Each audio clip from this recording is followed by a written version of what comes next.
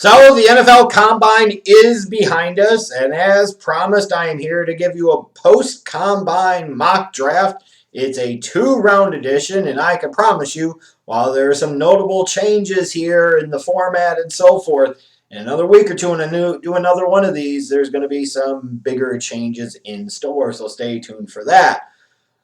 And now it's interesting to me, every year we get to the Combine, and so many teams will sit there and clearly overdraft guys because of the Combine. And if you're talking about guys mid to late day 3 and you're trying to gamble on athletic upside in size, speed, strength, I get that.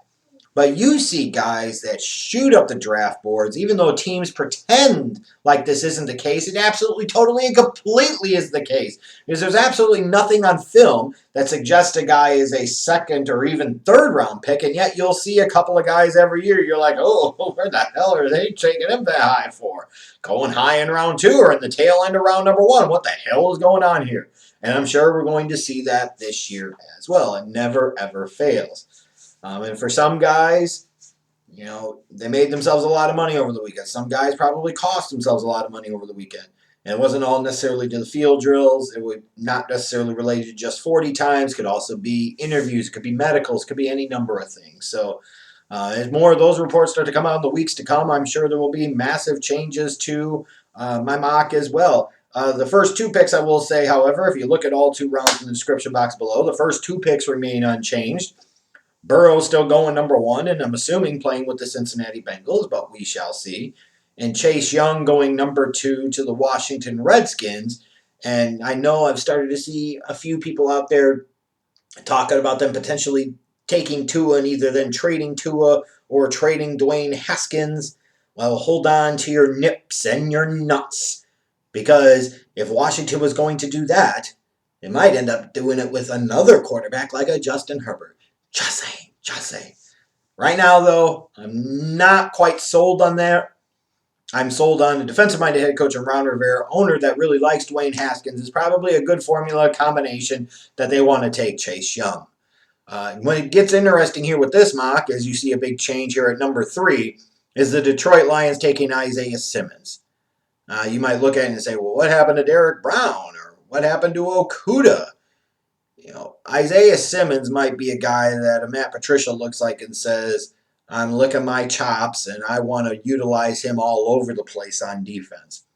You know, it's a thing of, when you talk about a guy like Simmons, well, what position does he really play?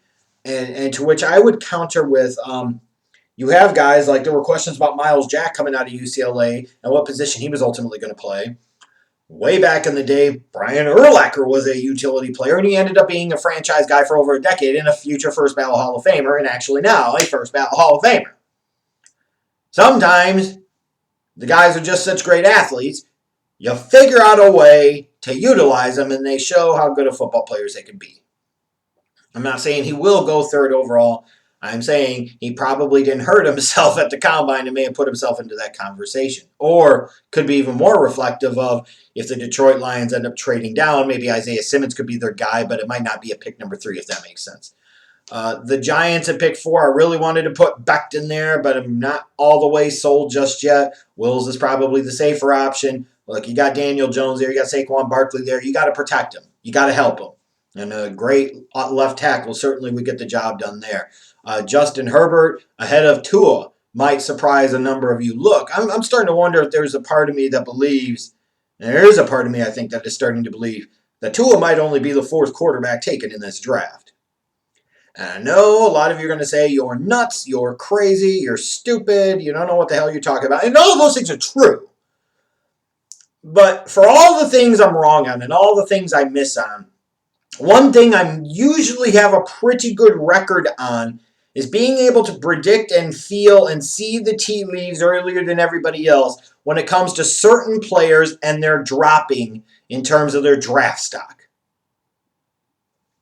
Am I wrong? Like, there is a pattern or trend of that over the years. When I get these feelings and these instincts about guys dropping, they drop.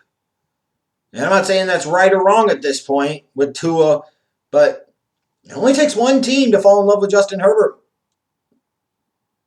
and take him over Tua. It only takes one team to envision a guy like Jordan Love being better than Tua, and they'll take him ahead of Tua. Like, it'll be easier to fall in love with a guy like Herbert or Love because teams are going to look at Love and see the talent, the raw talent there, and be like, I don't want to pass on the next Patrick Mahomes. Then you're going to have other teams that look at Justin Herbert and say he's 6'6", white with a strong arm. Those are three things that we usually love as NFL franchises. Tell me how I'm wrong. And here you've got Tua, barely 6 foot, got some durability concerns, played in a system in Alabama where he had all types of help around him. A lack of real big-time success for Nick Saban quarterbacks in the National Football League. I'm not saying, but I'm saying there are going to be some concerns. And I promise you there are some teams that as they dig deeper and deeper and go more and more, aren't as sold on Tua as a lot of the media and a lot of the fans are, frankly. I'm not saying it's going to happen. I'm just saying I wouldn't be that surprised if ultimately that's the way it played out. In this case, though, for the moment, I've still got Tua going 6 to the Chargers, which puts the Panthers in an awkward spot at number 7. They probably want a long-term quarterback, but if they're going to stick with Cam Newton, you might as well help somewhere else on the team. Boy, if you're able to get a kid like Okudah at pick 7, as special of a talent as he is, you got to feel really, really, really, really good about that. Arizona would have to feel really, really good about getting a guy like Becton at 8. Bottom line is you got to help out your young quarterback, Kyler Murray. You took him number 1 overall for a reason. Now you got to help him and you got to protect him. And boy, Becton looks like that mountain man that you just want in your offensive line for a decade. Which puts the Jags in a good spot here with Derrick Brown at pick 9. Cleveland Browns, you would have to assume at this point, are going to address that offensive line multiple times in multiple ways between free agency and the draft. Tristan Wirfs here at pick 10, left tackle, right tackle, inside, doesn't matter. Play him somewhere, your offensive line will be better for it. Sorry, Raiders fans, you might be a little upset with me having CeeDee Lamb go pick 11 to the Jets, but I can't just manipulate a mock draft to appease a certain fan base. But certainly, if he got that close, you got to try to do what you can do to make sure you can trade up to get him. Or maybe you would just settle for a Ruggs or a Jeudy or somebody like that. But Kenneth Murray, like, you guys need some help at linebacker too. You need a quarterback of that defense, and Murray could certainly be that. The Colts taking a wide receiver certainly can make a lot of sense here. You'll see, for Raiders fans, please don't kill me, because I don't even know if he lasts that long in the draft, frankly. Jordan Love going 19, to end up being the 4th quarterback taken. He might be at that slot at 19. I don't know that I fully believe at this point that the Raiders truly want to move on from Derek Carr. That said, if they are looking to do so, then even if they're bringing in somebody like a GOAT in free agency, you're still going to need to draft somebody and sit them behind Tom Brady and learn from Tom Brady or somebody else if you brought them in. So would make sense to draft a young quarterback here if talent and need kind of align. It would. I'm not saying that's going to happen. Just be really interesting if it did. Now, for Bears fans, you're looking at who I've got them taking, and you might say to yourself, well, why in the hell are they taking 2 defensive players? Well, look at it. You cut Amuka Murray. You need help at corner. Leonard Floyd, do you really want to pay him $13 million for his option? I'm sure Ryan Pace will sit there and do it because he's going to be stubborn and not want to admit the failure of his first-round pick. Leonard Floyd's a nice player, but he's not special, and I don't want to pay him that much for 3.5 sacks. You look at the Bears team, they got needs on both sides of the ball. If you just take it for granted and assume that defense that was not elite in 2019 took a step back is all of a sudden going to turn it around and be even better and actually be elite again in 2020 without making any changes or improvements to that side of the ball, you're crazy.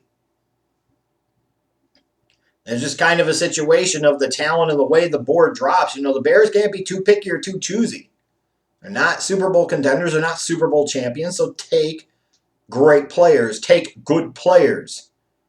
Which is often a challenge for this organization. Care about the damn position. Just find guys that can actually play. And I promise you, if they actually hit enough draft picks, regardless of the damn position that isn't quarterback, it'd be amazing how much better they would be. But nonetheless, you can read them and weep all 64 picks for the 2 rounds in the description box below. Let me know how stupid I am, how much I've screwed it up, and how wrong I am. I welcome all of it. Like I said, I'll be back very soon with another mock draft, which certainly is going to change a whole lot from this one anyways.